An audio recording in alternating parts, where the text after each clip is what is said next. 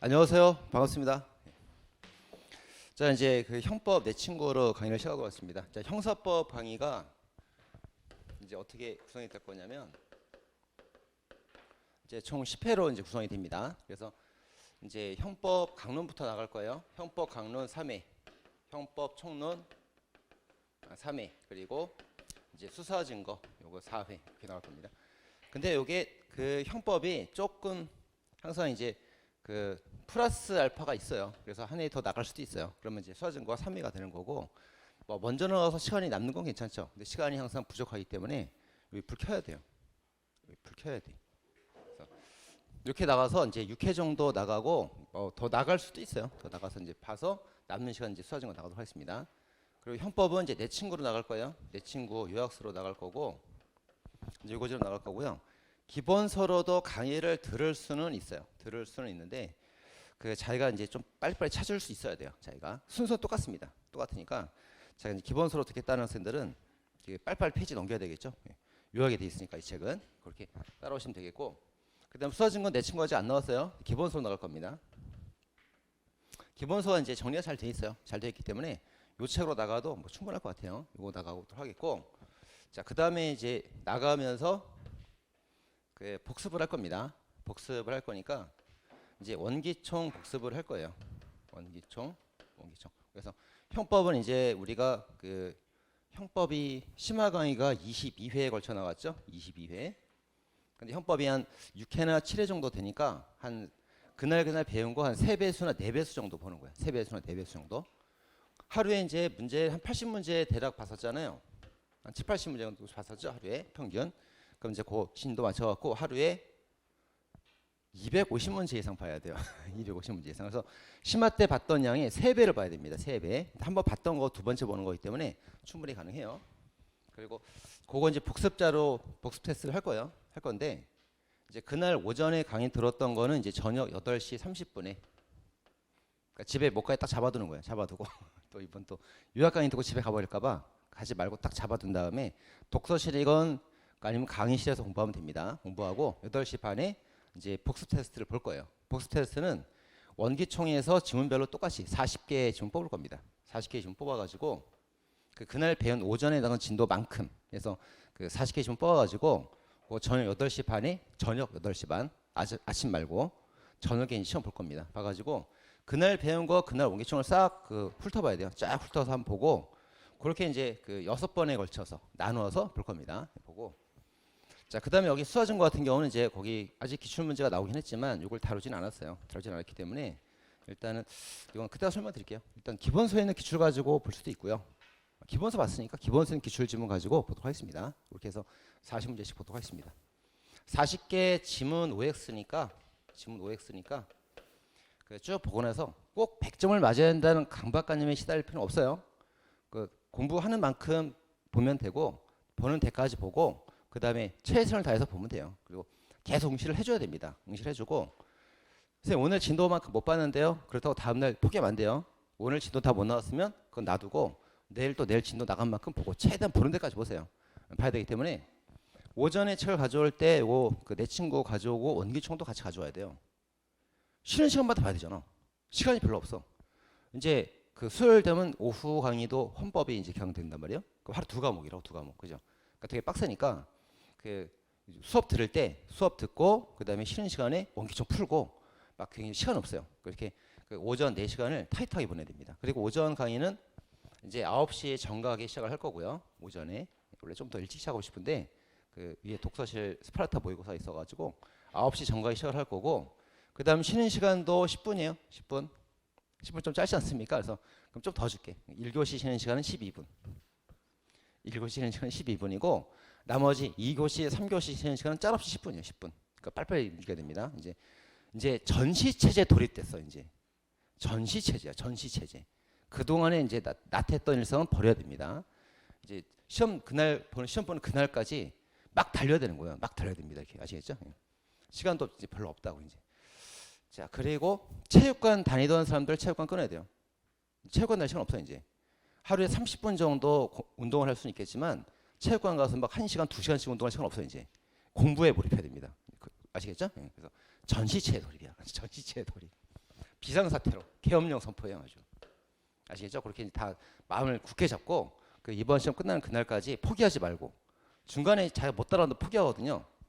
그래서 중간에 못 따라한다고 이번 시험을 포기하면은 이번 2차 올해 시험을 포기하면 내년 1차도 안 돼요. 나는 그런 거 본 적이 없다니까. 선생님 저는요 이번 시험은 그냥 포기하고요. 한 달 반 정도 남았는데 포기하고 처음부터 천천히 기초부터 다 가가지고 다음 시험 노리겠습니다. 그래서 그 다음 시험 된 사람 본 적이 없어요. 되든 안 되든 2차 시험에 올인해야 되는 거예요. 올인. 되든 안 되든 떨어질 때 떨어지더라도 끝까지 포기하지 말고 열심히 해서 난 전쟁터 가갖고 작년에 전사하겠다 그런 생각으로 하셔야 됩니다. 아시겠죠? 그러니까 떨어질 때 떨어지더라도 최대한 점수를 받고 떨어져야 돼. 난 떨어지더라도 뭐 컷이 만약에 89다 그러면 나는 87, 85 거의 금방까지 받고 떨어지겠다 그런 생각을 하셔야 됩니다. 안 될 것 같다고 떨어지면 안 돼. 될지 안 될지를 감히 누가 단정하는 거예요? 내가 단정할 수 없어. 신이 결정하는 거라고. 나는 그냥 최선을 다할 뿐인 거야. 그러다가 저 안 될 것 같아요 하다가 되는 경우도 되게 많아요. 되게 많으니까 끝까지 포기하지 말고 끝까지 가시기 바랍니다. 끝까지 완주를 해야 돼요. 포기하지 말고. 이때 이제 포기하지 말고 끝까지 완주를 해야 떨어지더라도 그게 이제 2차 다 내년 1차까지가 섭격을 하는 거예요. 포기하는 것도 습관돼요. 습관. 그래서 이번 시험은요 포기하고요. 다음 시험 당연히 포기한다고. 습관되고 사람이. 그래서 포기하지 말고 끝까지 가시기 바랍니다. 아시겠죠? 점수가 안 나오면 뭐 다음에 나오면 되지 뭐. 자 그리고 이제 지난주 금요일 날 그 최종 발표가 났어요. 발표가 나왔고 이제 최종 불합격한 학생들이 있습니다. 최종 합격한 학생들은 이제 축하를 받을 일이지만 이제 불합격한 학생들은 다시 공부를 해야 되잖아요. 다시 공부를 해야 되는 사람들이 있는데 이런 사람들은 저기 내 친구든 뭐 기본서든 내 친구든 뭐 상관없어요. 뭐가 됐든 뭐 강의를 듣던 말든 상관없어. 하지만 반드시 기본서든 내 친구든 자기가 이제 단권했던 교재가 있을 거 아니에요. 원기총 단권한 사람도 있을 수가 있고 그러면 그 단권했던 교재들을 이제 차분하게 처음부터 끝까지 쭉 한번 보고 나서 그다음 문제풀이 들어가야 돼요. 요 과정을 생략하고 나서 그냥 바로 문제풀이 들어가면은 기본적인 걸 틀려요. 기본적인 거. 그러니까 최종 불합격했다는 것은 떨어진 사람 중에는 성적이 제일 좋은 사람이에요. 지금 현재 올해 2차 시험 대비로 성적이 제일 좋은 사람이라고. 떨어진 사람이 제일 잘하는 사람이니까. 그래도 요거 과정을 생략하고 바로 문제풀이 들어가면은 기본적인 걸 틀릴 수가 있어요. 기본적인 거. 기본적인 걸 틀리면 나만 틀리는 게 아니에요. 남들 다 맞잖아요. 그럼 두 문제 틀릴 거라고. 그래서 반드시 바로 문제풀이 바로 들어가면 안 되고 기본서든 내 친구도 한번 쫙 전체적으로 한번 쫙 6회 정도 해서 지금 이 과정이 그래서 이제 최종 불합격한 학생들을 위해서 최종 불합격 떨어지자마자 발표 나자마자 강의가 개설되는 거예요. 바로. 그래서 전체를 한번 쭉 훑어보고 나서 그다음 문제풀이 들어가야 됩니다. 반드시 꼭 이런 과정이 꼭 있어야 돼요. 자, 그러면 이제 교재를 바로 볼까요? 뭐 시간도 얼마 없으니까. 자, 형법 강론이 이제 강론을 펼쳐보세요. 180페이지에서 형법 강론 살인죄부터 시작을 합니다. 자, 여기서 시작을 하고요. 그리고 강의 시간은 되도록 맞춰서 50분, 10분, 50분, 10분 대로 이제 맞춰서 할 생각이에요. 조금 편차가 있을 수는 있겠지만. 자, 그리고 이제 보니까 강론이 180페이지부터 대략 한 400페이지까지 돼요. 220페이지 되죠? 근데 3일 만에 끝내려면 하루에 70페이지 나가야 되는 거죠? 그죠? 그래서 오늘 예상 진도는 250페이지까지 나가면 좋겠지만 나갈 수 있을지 모르겠어요. 하여튼 거기까지가 이제 예상 진도입니다. 하루에 70페이지 정도씩 나간다 생각하면 되겠습니다. 자, 살인죄부터 보도록 하겠습니다.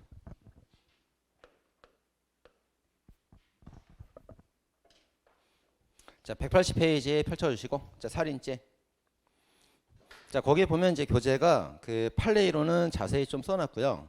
그 다음에 사건의 경우는 키워드로 딱딱 요약해놨습니다.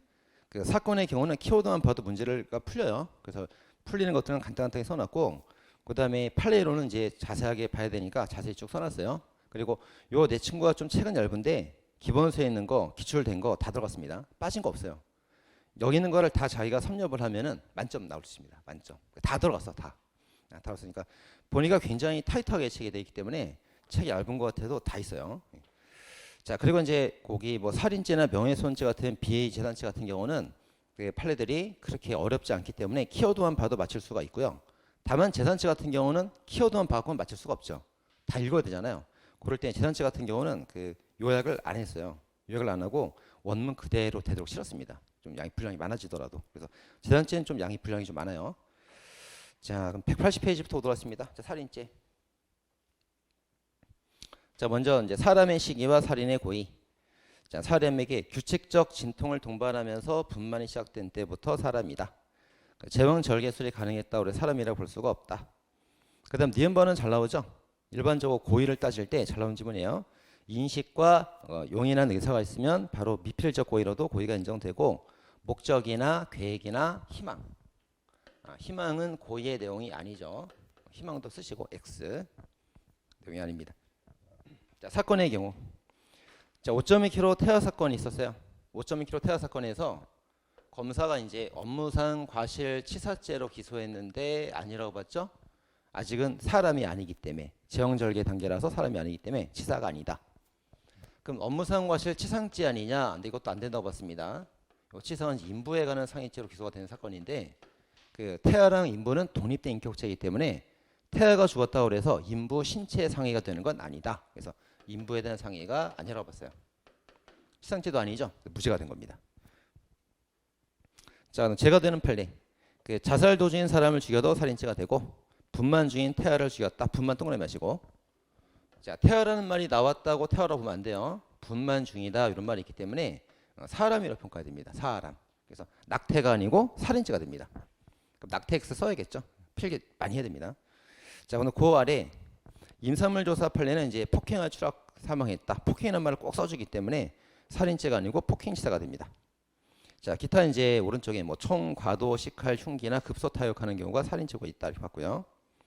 자, 존속살해죄입니다. 자, 좀 보면 그 배우자 존속도 객체가 된다는 점 그거 주의해야 되고 그 다음에 직계 존속만 돼요. 직계.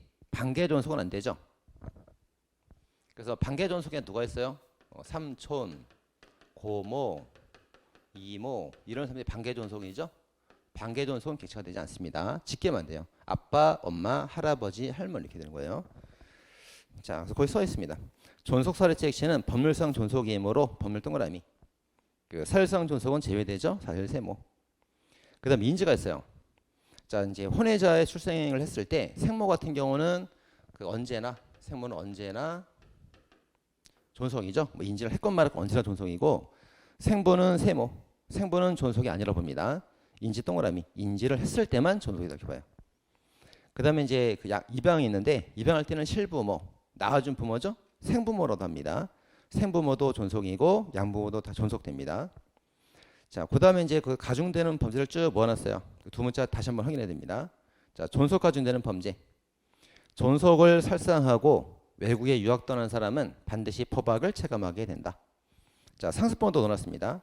상체 포박, 절편공사, 부당강간. 거기다 2분의 1 쓰시고 형기의 2분의 1을 가중하죠. 형기의 2분의 1 가중. 그 다음에 각지의 별도의 규정들이 있는 것들이 있어요. 강도장을 각별히 조심해라. 얘들은 2분의 1이 아니고 각지의 별도의 형벌이 규정되어 있습니다. 자, 특수범죄가 두 가지가 있죠. 합동범이 있는데 합동하여 저를 강도한다. 세 개가 형법에 있고요. 그 다음에 옆에다 써보세요. 그 성폭력법에 보면은 형법 말고 성폭력법에 보면 특수강간죄도 있죠. 이것도 합동범이에요. 형법은 아니고 성폭력법입니다. 자, 기타 이제 단체적 위력이나 위험물건 휴대로 단체의 특수범죄가 되는 게 있는데 이거는 그 특수한 공주를 손으로 체감하면 포박을 당하고 공상 강요 당한다. 두 문자 다시 확인하시고요. 자, 오른쪽 영화살해죄입니다. 자, 영화살해죄는 목적범이 아니고 동기범이에요. 동기 동그라미 하시고 그다음 분만 중 또는 분만 직후 밑줄. 자, 영화가 객체가 되는데 분만 중 분만 직후니까 신생아만을 말하는 거예요. 신생아 이렇게 쓰면 되겠죠. 신생아만을 말한다. 자, 비교되는 지문이 뭐가 있어요? 영아 유기죄가 있죠. 영아 유기죄는 신생아를 포함해서 신생아만을 말하는 게 아니에요. 젖먹이가 다 객체됩니다. 그래서 영아 살해죄 영아는 신생아만 되는 거고 영아 유기죄 영아는 신생아만 되는 건 아니에요. 다 됩니다. 분만 중이라는 수식어가 없기 때문에 그래요. 비교해야 됩니다. 자, 그 다음에 이제 주체는 법률상 존속으로 한정되고 사실상은 안 됩니다. 그 다음에 신생아로 제한된다 써 있고요.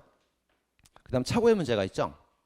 자, 치욕은폐 동기가 필요한데 남편의 아이를 사생아로 오인하였다. 그러면 그 사생한 줄 알았기 때문에 치욕은폐 동기가 인정이 돼요. 그래서 보통 살인죄가 아니고 영아 살인죄가 됩니다. 영아 동그라미 해놓고 이렇게 옆에다 쓰면 되겠죠. 보통 살인이 아니다. 써놓으면 되겠습니다. 자, 사생아인 줄 알았기 때문에 치권폐해 동기가 인정된다. 자, 판례로서는 이제 존속살인 인정했던 판례가 그 생모를 살해한 판례가 있어요. 생모 동그라미 인지하지 않은 밑줄. 생모는 인지를 했건 말았건 무조건 존속인 거예요. 근데 만약에 생부로 바꾸면 인지했다는 말이 나와야만 존속이 됩니다. 생모기 때문에 인지하지 않았어도 존속이 되는 거예요. 자, 다음에 그 아래 입양 요건을 이제 입양해서 입양 요건이 갖춰졌으면은 존속 사례가 돼요. 그래서 첫 번째 판례는 출생 신고하고 입양 요건 갖춘 자 양부모를 죽여서 존속 사례가 된 판례가 있고, 그 다음에 타가에 입양된 자가 생가 친족을 죽인 사건이죠. 이건 생부모를 죽였는데도 존속 사례가 된다고 봤던 판례입니다. 그 다음에 이제 입양이 되려면 형식 요건, 실질 요건 두 개가 있어야 되는데, 거기 왼쪽에 보면 출생 신고에서 형식 요건은 갖췄어요. 근데 합의가 없었기 때문에 실질 요건을 갖추지 못해서 입양이 무효였다. 그럴 땐 그게 존속 사례가 아니라 보통 살인죄가 됩니다. 자, 영아 살인죄 부정한 판례가 있죠. 혼인 신고 없었기 때문에 사실상 존속이에요. 법률상 존속이 아니라서 영아 살인죄 주체가 될 수 없다. 판례가 있습니다. 자, 촉탁승낙 살인죄입니다. 자, 촉탁승낙 살인죄 같은 경우는 그 아래 이제 자살방조죄랑 같이 나오는데, 그 자살방조 인정한 판례가 휘발유 사건이 있죠. 이건 이제 그 부인이 죽고 싶다 그러니까 남편이 사준 사건이에요. 그다음에 라이터를 준 사건이 또 있습니다. 이건 옛 남자친구였죠. 친구 세모하시고. 이건 옛 남자친구가 자기랑 사귀자고 쇼를 한 줄 알았다. 진짜 죽을 생각이 있다는 걸 몰랐다. 이런 판례죠. 자, 이제 친구란 말이 나오면은 자살방조가 부정된 겁니다. 그거로 구별하시면 되겠고요. 그다음 다른 경로를 통해서 청산 미수했기 때문에 판매한 사람이 그 청산 관리를 준 것이 아니었다. 그다음 7세 3세의 판례가 있습니다. 자, 7세나 3세는 판단력이 없죠. 판단력이 없으니까 살해당한 거로 봐요. 근데 이제 17세나 23세로 바꾸면 판단력이 있기 때문에 스스로 자살한 거 봐요. 그래서 스스로 자살한 거에 대해서 관여하는 죄가 된다. 자살 관여죄가 됩니다. 그래서 나이에 따라서 판단력에 따라서 죄명이 달라져요. 자, 위계살인죄입니다. 자, 전조의 경우 위계 위력으로서 촉탁승낙을 하게 하거나 자살을 하게 해야 됩니다. 그래서 위계살인죄 같은 경우에 위계로서 죄명은 살인죄이긴 하지만 위계로 살인하는 범죄가 아니에요. 촉탁승낙 살인하거나 자살하게 만드는 범죄입니다. 그걸 잘 기억해야 됩니다. 자, 그 다음에 처벌은 어떻게 돼요? 250조에 의한다 이렇게 돼 있죠. 자, 250조가 두 개가 있어요. 제1항은 보통살인죄, 2항은 존속살인죄 두 개 다 있습니다. 둘 다 가능한 거예요. 자, 그래서 9월에 써놨습니다. 자, 커피에 독약을 타서 속여서 죽이면 보통살인죄. 그 위계살인죄는 어떻게 됩니까? 속여서 자살하게 해야 되는 거죠. 동사를 가정해야 됩니다. 동사. 같이 죽자고 가정하기 위해서 자살하게 만들어야 돼요. 그럴 때 위계살인죄가 성립하게 되고, 처벌은 250조에 따른다고 그랬으니까 제1항 보통살인죄 밑줄 그것도 가능하고, 제2항 존속이라면 존속살해도 가능합니다. 밑줄. 자, 예비모 규정이 있죠. 자, 그 아래 이제 예비 살인 예비죄가 되려면 이게 전속적 법이기 때문에 대상을 정해야만 됩니다. 대상을 정해야만 살인 예비가 되고, 그래서 이제 이건 예비죄 파트 배우는 거죠. 대상을 정하지 않았을 때 강도 예비는 될 수 있다. 돈만 뺐으면 되니까. 근데 사람을 정하지 않으면 살인 예비는 성립하지 않습니다. 이렇게 비교해서 봐야 돼요. 자, 그다음에 살인 예비죄 성립하는 판례. 자, 살인을 하기 위해서 사람을 고용했어요. 사람을 고용한 게 인적 예비죠. 그 대가를 주겠다고 약속을 한 것은 음모죄예요. 음모죄. 근데 예비랑 음모랑 두 개 다 되면 예비죄만 성립하죠. 음모죄는 불가벌적 사전행위. 그래서 예비죄만 되는 겁니다. 음모 X 써야겠죠? 음모 안 됩니다. 그리고 미수라고 넣을 때도 있어요. 미수도 안 되죠. 미수도 안 돼, 음모도 안 돼, 예비죄가 되는 겁니다. 자, 다음 페이지 상해죄입니다. 자, 상해죄는 이제 폭행하고 비교를 해줘야 되는데, 신체 상해라고 해서 객체는 똑같아요. 폭행하고. 근데 보호되는 법익이 다르죠. 폭행죄와 다릅니다. 그럼 보호되는 법익이 뭐냐? 판례로 나왔어요. 자, 판례 왔다 갔다 하죠. 완전성이라고 했다가 상리적 기능 건강이라고 했다 왔다 갔다 합니다. 통설과 좀 달라요. 자, 그 정신적 그 건강은 육체 건강, 정신 건강 두 개 다 되고요. 그 다음에 니은번 실신하게 하면 외부적 상처가 없었어도 상인적 기능 침해가 있기 때문에 죄가 된다고 봅니다. 자, 실신하고 잠자는 거 다르죠? 실신 동그라미. 그다음 그 아래 이제 디귿번 수면제로 잠을 재운 건 달라요. 수면 세모. 그래서 이제 실신했다, 뭐 기절했다, 졸도했다 다 같은 말이죠. 이건 건강 침해로 상해가 됩니다. 근데 수면제로 잠을 재운 거는 상해가 원칙적으로 안 되죠. 폭행입니다. 폭행.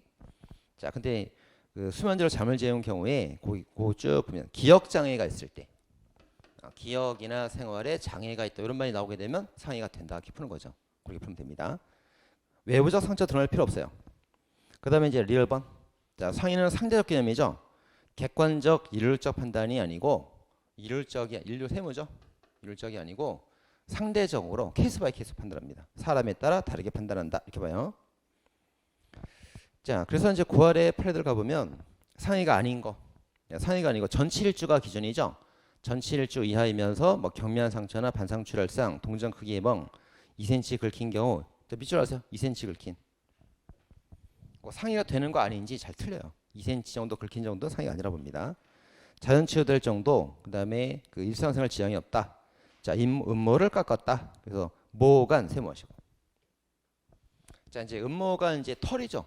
사람 털인데 요렇게 피부 밖에 난 게 모간이고 그 속에 있는 게 모근이에요. 모근이 뿌리근자입니다. 뿌리근. 그래서 모간을 절단했다는 거는 싹 잘랐다는 거예요. 상해가 아닙니다. 피가 안 나죠. 근데 모근을 침해해서 뽑아버리면 피가 난단 말이에요. 그럼 상해가 될 수 있어요. 모근이 아니고 모간 침해라서 상해가 부정된 겁니다. 모근과 구별해야 돼요. 근데 오른쪽 상해죄 인정된 판례. 자, 0.1cm 정도. 아까 왼쪽에 2cm는 긁힌 거죠. 상해가 아니고 이건 0.1cm 정도긴 하지만 회음부 찰과상으로 전치 10일 나왔어요. 전치 7 넘어갔잖아요. 상해가 된다 봅니다. 0.1cm 밑줄. 0.1cm이긴 하지만 11이 넘어갔기 때문에 7이 넘어갔기 때문에 상해가 된다 이렇게 봤어요. 11 동그라미. 그다음 콧등이 부은 사건이 있죠. 자, 콧등이 부은 거는 단순 상해이고 콧등 절단 사건이 있어요. 그래서 이제 콧등이 부은 정도라면은 단순 상해다 이렇게 풀면 되고, 콧등을 절단한 사건이 잘라버렸다 뭐가 돼요? 중상해가 되죠. 중상해가 됩니다. 절단 사건, 부은 사건 두 개 있단 말이에요. 자, 자웅적출, 천유막 파열, 때려서 기절했다. 그다음에 졸피뎀 밑줄하시고. 그 졸피뎀 사건이 나오게 되면은 그 졸피뎀이라고 써주면서 기억 장애가 있었다 이런 문구를 줄 때도 있어요. 줄 때도 있는데 기억 장애라는 문구를 안 주고 문제가 출제가 될 때도 있어요. 그래서 졸피뎀이 나오면 무조건 상해가 된다고 풀면 됩니다. 이게 장애를 초래하는 약물이에요. 자, 그런데 참 상해죄 고의. 자, 폭행치상죄하고 상해죄하고 죄명은 다르죠. 근데 처벌은 똑같아. 처벌이 똑같아요. 그래서 상해죄는 당연히 상해죄로 처벌하겠죠. 근데 폭행치상죄는 죄명은 다르지만 처벌은 상해죄에 따라 처벌합니다. 처벌이 똑같아. 처벌이 똑같기 때문에 판례가 구별을 잘 안 해요. 잘 안 합니다. 그래서 그런 이제 비판을 받고 있죠. 자, 그래서 이제 니은번 체크하시고, 니은번에 뭐라 그래요? 상해죄 성립하기 위해서 폭행에 대한 인식만 있으면 되고 상해를 갈 의사가 필요하지 않다. 폭행으로 인한 치상 결과도 상해죄로 막 처벌해 버립니다. 판례가 비판을 많이 받고 있는 판례입니다. 그다음 재수관계. 자, 피해자 여러 명이면 제가 여러 개고 피해자 한 명이면 제가 하나예요. 그다음에 니은번, 니은번은 1번.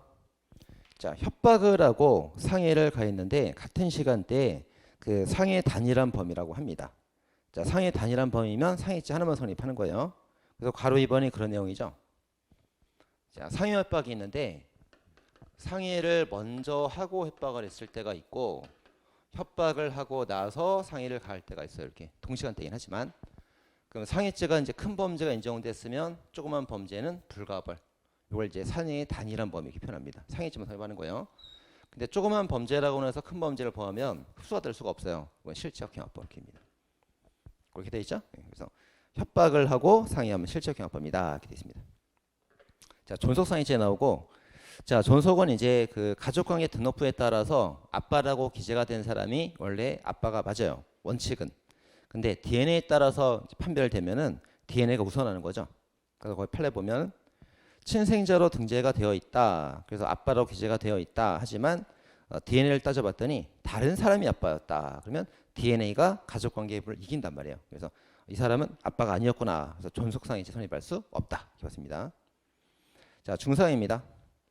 중상해는 사람의 신체를 상해를 가해해서 생명에 대한 위험이죠. 생명 동그라미. 신체에 대한 위험, 그럼 틀린 거죠. 생명에 대한 위험 이렇게 됩니다. 자, 그리고 생명에 대한 위험뿐만 아니고 불구, 불치, 난치, 질병 이런 것도 중상해가 돼요. 그 불구, 불치, 난치, 질병의 대표적인 게 에이즈가 있습니다. 에이즈 감염 그런 사례가 있어요. 그 중상해가 된다 이렇게 봅니다. 에이즈 영어로 써요. 이렇게. 한글로 써도 돼. 에이즈라고 이렇게 써도 돼요. 이렇게. 자, 그다음에 중상해가 되는 판례. 그 오른쪽에 초록색 눈, 실명, 코, 콧등 절단 중상해죠. 근데 오른쪽에 왼쪽에 이가 떨어져 나갔다거나 다리가 부러졌다거나 흉부 자상은 흉부는 가슴이잖아요. 근데 칼로 푹 찌르면 이제 살인죄까지 가능한데 3주 7호 정도면 다 나올 수 있단 말이야. 단순 상해로 봤습니다. 자, 특수상해, 상해치사, 상습범 구정들이 있고요. 자, 맨 아래 상습상해죄. 상습이라는 거는 이제 계속된 습성이니까 같은 종류의 범죄를 범해야 됩니다. 상해, 폭행까지는 괜찮은데 뭐 강간이라던가 뭐 절도라던가 다른 요인이 들어가면 안 되겠죠. 자, 됐습니다. 다음 페이지. 폭행죄. 자, 거기 가면 이제 상해죄랑 폭행죄 구별을 해놓고 있어요. 자, 폭행죄는 뭐예요? 난폭한 행동을 벌하는 죄죠. 거동범이에요. 거동범이기 때문에 행동이 있으면 기수, 없으면 무죄 이렇게 된단 말이에요. 그래서 미수가 절대 나올 수가 없죠. 거동범이라서 절대 나올 수가 없어요. 근데 상해죄는 어떻게 됩니까? 피해자에게 상처를 줘야 기수가 되죠. 상처를 줘야 됩니다. 그래서 돌을 던져서 상처 주면 기수, 돌을 던졌지만 상처 안 주면 미수, 돌을 안 던지면 무죄가 되는 건 똑같단 말이에요. 그래서 결과범에서만 미수가 나올 수 있어요. 결과범에서만. 그리고 결과범에서만 나오는 게 또 뭐가 있습니까? 결과자 들어가는 거. 과실범, 인과관계 있죠. 그래서 그 셈 밑줄하시고 거동범에였고 결과범에서만 나오는 게 미수, 과실, 인과관계 세 개가 있습니다. 그다음에 이제 상해죄는 이제 결과만 나오면 되니까 행위 형태는 뭐 유형적이건 무형적이건 행위 형태는 상관없어요. 근데 폭행죄가 되려면 행동범이잖아요. 거동범이기 때문에 유형적 액션을 취해야 됩니다. 액션을 취하지 않으면 무형적 형태로 폭행죄가 나올 수가 없어요. 자, 해당 사례. 뭐 기절이 했다, 피멍을 들었다, 모근 뿌리를 뽑았다, 뭐 수면제로 건강 침해가 있었다, 그럼 상해고 기타 나머지는 이제 다 폭행죄가 됩니다. 뺨을 때렸다, 삿대질, 수면제, 잠재움 다 폭행죄죠. 자, 삿대질 밑줄하고 그래서 이제 폭행죄가 되려면 삿대질만으로 되기 때문에 신체에 접촉하지 않아도 상해죄가 폭행죄가 나올 수 있다. 이렇게 보고 있죠. 자, 다음에 이제 폭행죄 개념입니다. 자, 최강이 물건, 내소다죠. 내란 소요, 다중불의 단죄. 광의는 그 심리적인 간접적인 폭행, 공무집행 방해, 공갈 강요 밑줄. 그것은 꼭 외워야 됩니다. 공무방해, 공갈 강요 2단계요. 2단계. 3단계가 이제 신체에 대한 직접적인 행사입니다. 신체를 향해서 폭행하는 거. 이게 폭행죄, 폭행입니다. 3단계. 그다음 최업이가 이제 4, 5, 6, 7단계가 있죠. 그래서 의사에 반할 정도가 폭행 자체 추행이 되는 경우. 그래서 이제 4단계는 행위가 하나예요. 폭행 자체가 추행. 그러니까 물어보지 않고 가슴을 탁 만졌다. 여자 가슴을. 이게 4단계. 폭행 자체가 추행. 4단계. 의사에 반할 정도. 자, 5단계는 이제 폭행이 있고 추행이 있으면 행위가 두 개란 말이에요. 때리고 가슴 만졌다 이거예요. 근데 수단이 되기 때문에 하나의 행위로 취급하는 거죠. 그냥. 다릅니다. 그래서 일반적 추행 그러면 5단계고 4단계는 폭행 자체 추행이다 이런 말 써줘요. 이렇게 써줍니다. 그래서 4단계는 의사에 반할 정도, 5단계는 반환 곤란, 강간죄는 현저의 곤란, 강도죄는 억압 불가 이렇게 됩니다. 자, 참고로 이제 이 단계 1단계부터 7단계 넣을 수는 없지만 그 약취인죄도 폭행이 수반될 수가 있어요. 약취인죄의 폭행 정도는 자기 집에 데려가서 지배할 정도, 집에 데려가 지배할 정도입니다. 그렇게 보시면 되겠죠. 자, 폭행죄 폭행에서 이제 3단계 폭행입니다. 판례이론. 자, 근접해서 이제 그 가까이 근접해서 귀에다가 소리를 빼찔렀어요. 그럴 땐 고성으로 근접 고성, 고성 동그라미 폭행이 되죠. 이걸 뭐래? 폭언이라고 그러죠. 자, 그래서 이제 근접해서 소리를 빼찌르는 것도 까만글씨 보면은 피해자에 대한 불법한 유형력 행사로서 폭행죄가 될 수 있다. 이렇게 말하고 있죠. 그럼 이제 유형력 행사라고 이렇게 나오면은 폭행죄가 다 되는 거예요. 1단계부터 7단계 다 되는 거라고 이게 다 됩니다. 근데 그 앞에 뭐라고 돼 있어요? 피해자에 대한 이런 말이 있죠. 이 말 때문에 사람 신체에 대한 폭행만을 말하는 거예요. 그래서 이 말 때문에 3단계를 말하는구나 이렇게 할 수 있습니다. 3단계 폭행죄 폭행을 말하는구나 이렇게 할 수 있어요. 자, 다음 전화세모 하시고. 자, 전화에다 고성내는 거는 폭행이 아니라 봅니다. 전화에다 고성내는 거는 단순 기계 소음으로 보죠. 기계 소음, 음향이라고 표현할 때도 있어요. 그래서 단순한 기계 소음, 음향에 불과하기 때문에 폭행이 아니다. 다음 폭행이 되려면 뭐가 필요합니까? 그 청각의 고통이 느껴질 정도가 된다면 폭행이 될 수도 있다. 고성은 X고 고통은 동그라미가 되는 거예요. 이렇게 비교해서 봐야 됩니다. 자, 다음 페이지 오른쪽. 자, 폭행죄 인정된 판례가 이제 신체에 대한 유혹 행사 인정된 거, 뭐 청각의 고통을 줄 정도였거나 포건, 근접 고성 이런 게 있고요. 폭행죄 안 되는 거, 단순 전화 고성, 소음 음향이죠. 소음 음향 이렇게 나오게 돼요. 뭐 부둥켜 안았다, 뿌리쳤다, 끌어안았다 이런 것들은 폭행 안 되고요. 그다음 방문을 발로 찼습니다. 방문을 발로 차는 거는 뭐예요? 심리적 폭행이죠. 안에 있는 사람이 겁이 난다고. 심리적 폭행이니까 2단계 폭행입니다. 2단계라서 폭행죄 3단계 폭행은 될 수가 없어요. 그다음 욕설을 하는 거는 모욕죄지 폭행죄가 아니죠. 그렇게 보면 되겠습니다.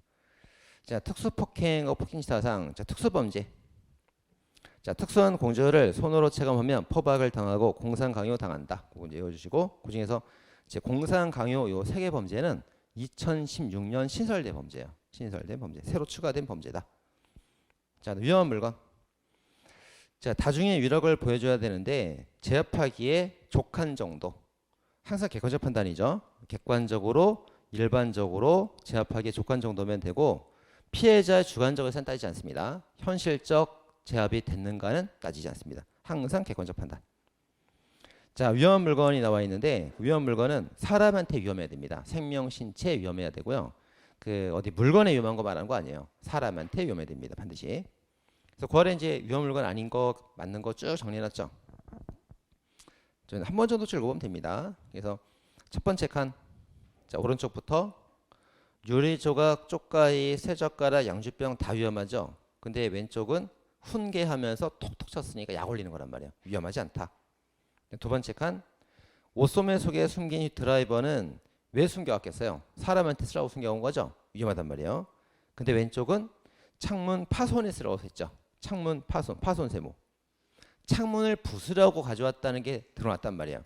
사람한테 위험하다는 말이 없잖아요. 그러니까 위험 물건이 아니다 봅니다. 두 개 비교하고. 자, 그다음 당구 휴대나 의자도 사람한테 때리면 되게 위험해요. 근데 왼쪽에 가니까 톡톡 툭툭 건드렸죠. 약 올리는 거라고. 위험하지 않다 봤습니다. 그다음에 사주된 동물이나 자동차도 위험합니다. 근데 왼쪽에 급하게 제지하다가 충격받은 사건이 있죠. 제지 세모. 그래서 이혼 분쟁 과정에서 그 처가 아들을 데려가니까 남편이 야, 할 얘기가 있다. 앞을 가로막다가 제지하면서 충돌한 거란 말이에요. 그러니까 차가 있을 때 차로 옆구리 들여받은 게 아니잖아요. 지금 앞을 제지하다가 사소한 충격이 난 거잖아요. 제지하다 너무 상처다. 그래서 위험하지 않다 봤습니다. 자, 쇠파이프 강목 두 개 다 위험하죠. 근데 쇠파이프가 더 위험하단 말이에요. 그래서 쇠파이프로 구타를 당하자 대항에 서두르는 강목, 대항세모.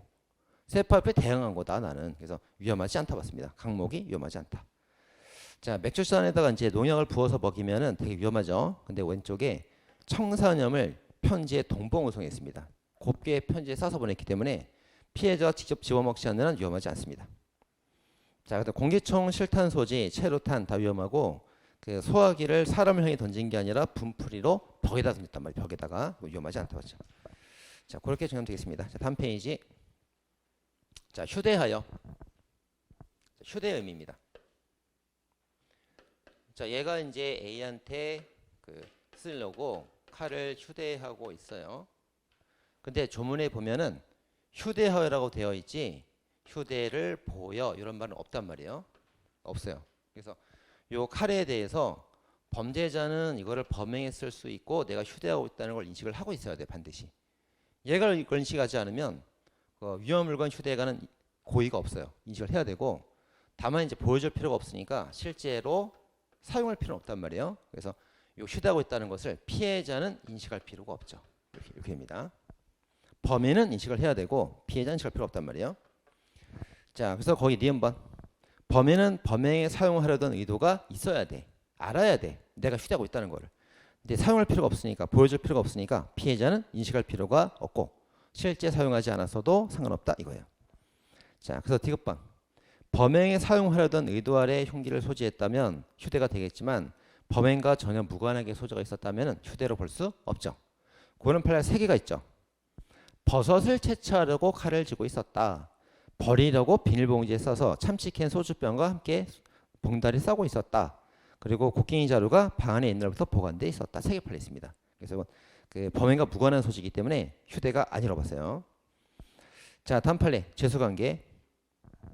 자, 특수 폭행치상죄에 대해서 어떻게 처리할 거냐가 문제가 됐습니다. 자, 특수 폭행치상죄를 어떻게 처벌할 거냐? 상해죄로 처벌할 거냐? 특수상해로 처벌할 거냐? 근데 항상 뒤에 범죄 기준이죠.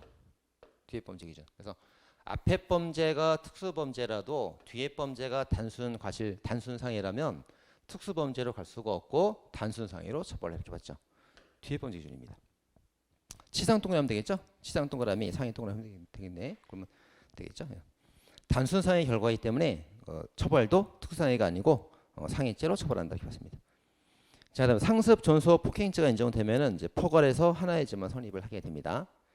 자, 상습, 존속, 폭행죄 나오면 이제 하나 더 봐야 될 게 뭐예요? 상습범은 반의사 불벌죄가 아니죠.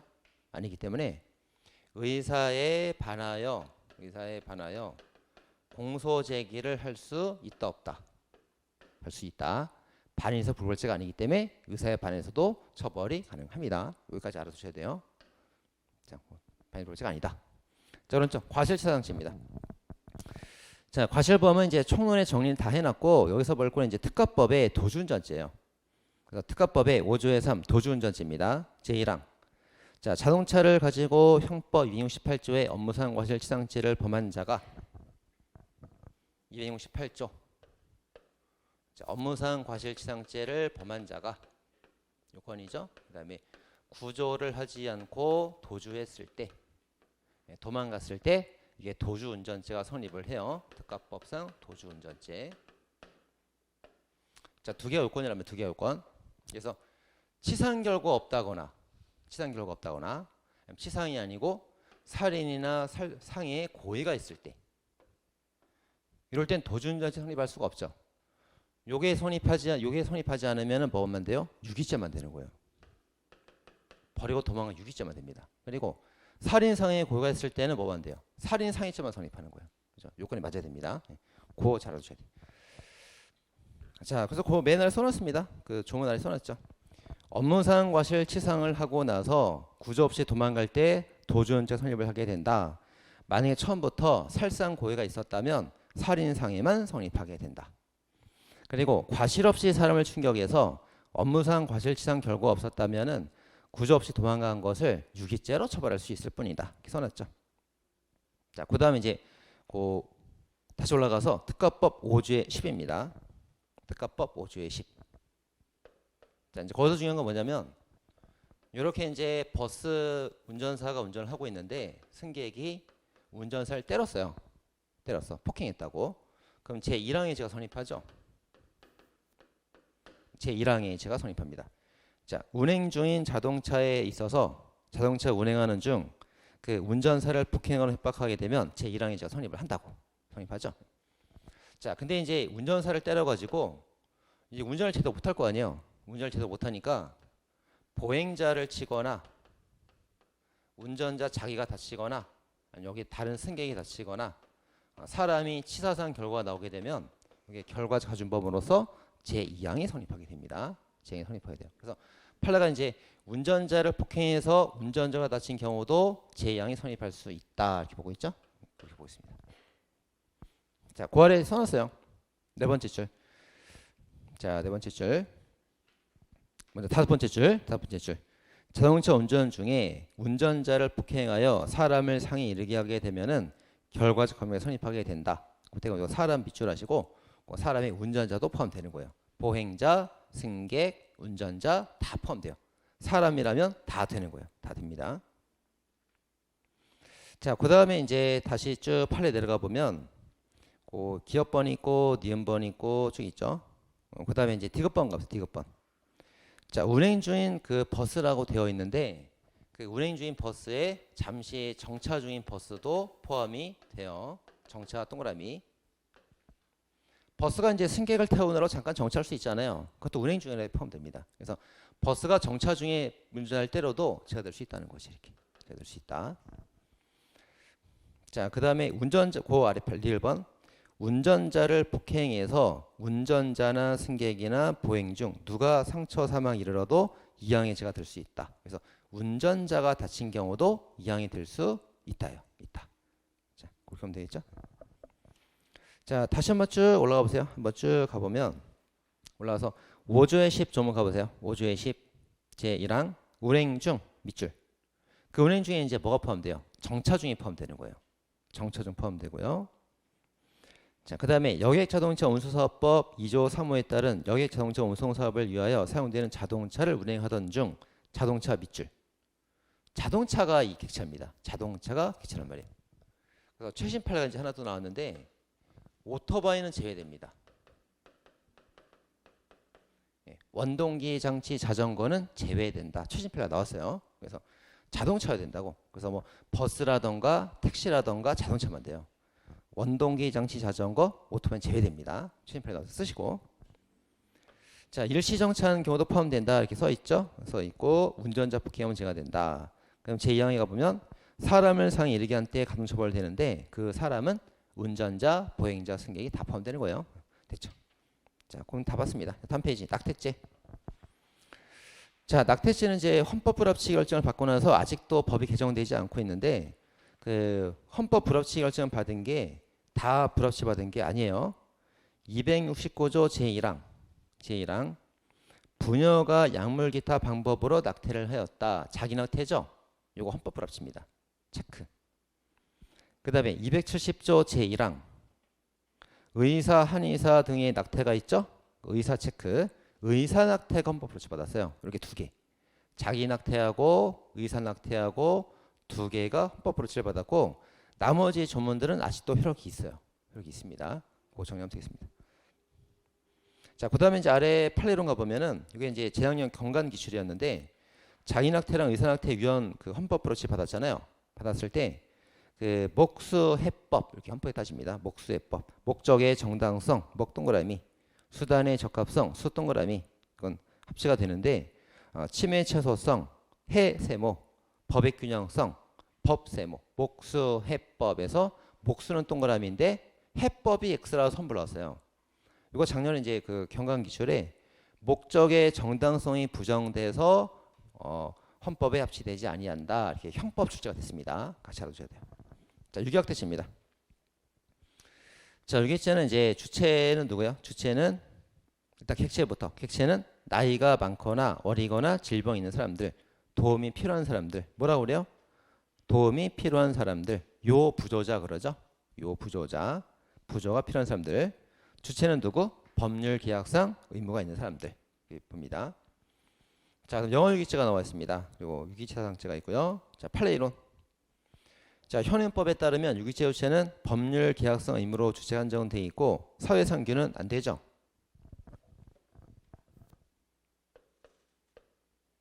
자, 원래 이제 총칙의 부작위범 보면은 부작위범에 자기 의무가 필요하잖아요. 그 자기 의무가 뭐예요? 법, 계, 조, 선 이렇게 되죠? 이렇게. 근데 강론의 유기죄 가보면 유기죄도 의무가 필요하단 말이에요. 법률하고 계약만 되죠. 조선은 없어요. 그래서 조리 사회상규는 없다 이렇게 되어 있습니다. 법에 있는 대로. 자, 그다음에 이제 니은번. 그래서 이제 유기죄 주체가 되려면 이제 법률상 의무나 계약상 의무가 있어줘야 되는데 이 법률상 의무가 법률론도 당연히 되는 거죠. 이건 당연히 되는 거고 사실론도 된다 보는 게 판례 입장이죠. 사실론도 포함이 됩니다. 그래서 그 법률상 보행무 가운데 부관 부행무도 포함되며 법률론 사실론 다 된다. 이렇게 돼요. 다 된다. 사실론도 포함된다. 자, 그래서 이제 친족은 전부 다 법률상 친족만 되잖아요. 네, 설성친족이 되는 게 세 개가 있죠. 유기, 강간, 그리고 또 하나 강요된 행위가 있어요. 세 개. 세 개만 사실혼도 포함이 됩니다. 세 개. 자, 사실혼도 안 되는 걸 뭐라고 그래요? 단순 동거관계라고 그러죠. 이건 주체가 될 수 없어요. 자, 그래서 단순 동거나 정교관계를 맺고 있다는 것만으로 주관적 혼인이사가 있고 실체가 있는 사실혼과 똑같은 보호를 받을 수는 없다. 이렇게 되어 있습니다. 자, 그다음 디귿번 계약상 의무예요. 자, 계약상 의무가 있다고 해서 전부 다 무조건 언제나 주체가 되는 건 아니죠. 테이크와 커피 한 잔 팔았다고 보유무가 있는 건 아니란 말이에요. 다만 이제 요 의무가 주된 의무인 때도 되지만 뭐도 돼요? 부수적 의무인 때도 된다. 이렇게 보고 있어요. 자, 거기 이제 보세요. 디귿번. 자, 유기죄 계약상 의무는 주된 의무여도 되고 부수적 의무도 된단 말이에요. 두 개 다 됩니다. 자, 병원의 간호사라면 보호하는 게 주된 의무일 테고 술을 팔았다면은 보호하는 게 부수적 의무겠죠. 둘 다 된단 말이에요. 병원의 간호사도 되고 술집 아줌마도 되고 다 된단 말이에요. 근데 계약상 의무라고 당연히 다 긍정되는 건 아니죠. 당연 세모. 그건 어떤 예가 있습니까? 테이크아웃 커피 팔았다고 보유무가 있는 건 아니잖아요. 그런 예들이 있어요. 자, 그다음에 이제 리얼반은 고의가 있어야 된다 이렇게 봤습니다. 자, 판례 이제 사건입니다. 아래 파란색. 자, 법적 의무에서 누가 있어요? 경찰관 부부가 있고 계약상 의무에서 누가 있습니까? 주점 운영자가 있죠. 자, 그다음에 왼쪽. 자, 우연하게 동의한 경우는 어떤 의무야? 조리성 의무죠. 우연히 동의했을 뿐이다. 조리성 의무이기 때문에 구조 의무가 없다. 그다음 동거 내용 관계는 사실혼 단계까지 가지 못했기 때문에 구조 의무가 없다. 이렇습니다. 자, 다음 칸. 자, 유기죄가 나올 때 그 살인 상해나 어떤 결과가 나오게 되면 살상 결과가 나오면 유기죄는 조그만 범죄이기 때문에 흡수가 돼 버립니다. 살상죄만 되는 거예요. 자, 그다음에 수혈 거부에서 유기치상죄 혼입한 판례가 있고 약종상 사건이 있죠. 자, 약종상이 이제 자기 집에 와서 술 마신 사람이 쓰러졌단 말이에요. 그걸 이제 병원에 데려다 주지 않아서 유기죄가 될 수는 있다 이렇게 봤어요. 근데 어차피 병원에 온 것도 죽었을 거 아니에요. 그러니까 치사 결과에 대해서는 인과관계가 없다 이렇게 봤죠. 그래서 유기죄 물으면 맞다, 유기치사를 물으면 안 된다 이렇게 답을 해야 됩니다. 자, 됐고요. 다음 페이지. 자, 학대죄입니다. 자, 학대죄는 이제 상태범이다 잘 나오죠. 상태 즉시범이다 잘 나오고요. 반대말이 뭐예요? 계속범이죠. 계속범이 아니다 하면 됩니다. 계속범이 아니다 이렇게 하면 되겠고. 그다음 뭐 정신, 육체 고통 다 됩니다. 근데 반윤리적 치명 그건 안 돼요. 자, 그래서 이제 어떤 판례가 있습니까? 그 4세 아들 닭정이 가둔 사건이 있죠. 닭정이 가두고 팬 거는 학대죄가 된다. 근데 친딸 강간 사건이 있어요. 친딸 강간 사건은 학대죄가 되긴 부족하다. 반윤리적 치명은 부족하다 이렇게 봅니다. 거기 책에 따로 없나? 그러면 쓰세요. 거기다가 거기 반윤리적 침해 아래다 뭐라고 쓰면 돼요? 친딸 강간 X 이렇게 쓰고 그 다음에 유기에 준할 정도는 닭장 사건 쓰면 되겠죠? 닭장 사건 유기에 준할 정도가 되니까 제가 된다 이렇게 봤습니다. 자, 그다음에 아동복지법이 있어요. 그래서 누구든지 아동을 매매하거나 음란행위를 시키거나 신체학대하거나 정서학대하면 죄가 된다. 그래서 그 아래 표가 쭉 나오죠. 그거 이제 최근에 우리 시험 기출이죠. 우리 순경 시험 기출입니다. 자, 1번. 그 아이를 78cm 위에다가 올려놓고 왕따를 시켰어요. 40분 동안. 정서적 학대가 된다. 그다음 2번. 아동복지법의 금지행위 처벌 대상을 보면은 누구든지라고 되어 있기 때문에 성인이건 미성년자건 주체가 다 되는 거예요. 고등학생도 주체가 될 수 있습니다. 누구든지 밑줄 하면 되겠죠. 그거 보시고 그 다음에 3번 아동 청소년이 외관상 동의로 보이는 운동을 했다 하더라도 기망이나 왜곡된 신뢰에 따라서 그 피해 아동 15세짜리 여학생한테 가슴을 노출하고 시켰다면 학대가 된다. 맞습니다. 동의 동그라미. 그 어린이가 뭘 하겠냐 이거예요. 그래서 가슴을 노출하게 했어도 왜곡된 신뢰 관계를 바탕으로 있기 때문에 죄가 성립한답니다. 15세인데도 15세 밑줄. 자, 강간죄는 13세 미만만 동의가 있어도 죄가 되잖아요. 학대죄는 13세가 넘어도 동의가 있어도 죄가 돼요. 그 점이 포인트입니다. 자, 다음 이제 4번. 그 안전벨트를 착용해서 이제 장시간 놔두는 경우도 얘가 이제 장애가 있는 아동이었단 말이에요. 학대죄가 된다. 이렇게 4개 판례 기억하시면 되겠습니다. 자, 됐고요. 그 다음에 자유에 관한 죄입니다. 협박죄.